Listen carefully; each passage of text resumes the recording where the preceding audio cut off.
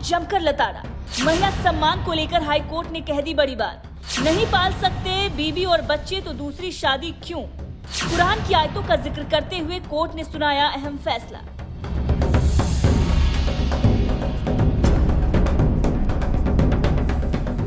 दरअसल Allahabad high court ने मुस्लिम युवकों की दूसरी शादी को लेकर अहम फैसला सुनाया है।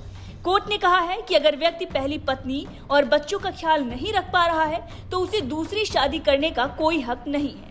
कोर्ट ने इसके साथ ये भी बताया कि पहली पत्नी के साथ ये सब कुछ क्रूरता है। साथ ही कुरान की आयतों का जिक्र करते हुए कोर्ट ने कहा कि पत्नी और बच्चों के साथ न्याय नहीं कर पाने वालों को दूसरी शादी की इजाजत है ही नहीं।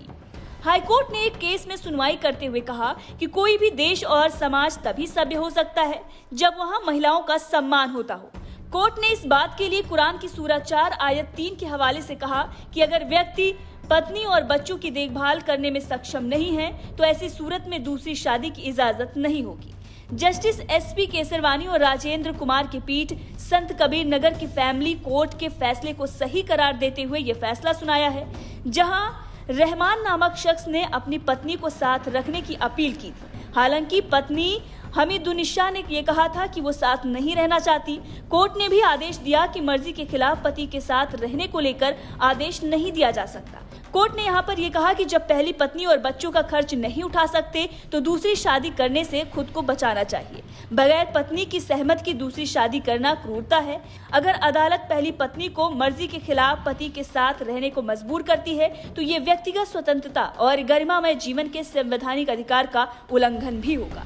तो किस तरीके से इलाहाबाद हाई कोर्ट ने मुस्लिम युवकों को फटकार लगाई है, साथ ही बताया है कि अगर पहली पत्नी और बच्चों का खर्चा आप नहीं उठा सकते तो आपको दूसरी शादी नहीं करनी चाहिए। आपको बता दें कुछ दिन पहले ही ट्रिपल तलाक का जो मामला था वो उठा था, जिसके बाद मोदी सरकार ने इस पर अहम कानून बनाया और जिसके बाद अब मुस्लिम महिलाओं को न्याय मिल रहा है। लेकिन लगातार जो विपक्ष है वो इस पर सवाल खड़ा करता आया है और ये बताता आया है कि इसमें जो ट्रिपल तलाक में कानून बने हैं ये पुरुषों के हक में नहीं है, लेकिन महिलाओं के हक के लिए बने कानून की वजह से ही हमने देखा कि किस तरीके से बीजेपी को मुस्लिम महिलाओं का वोट बैंक भी मिला था।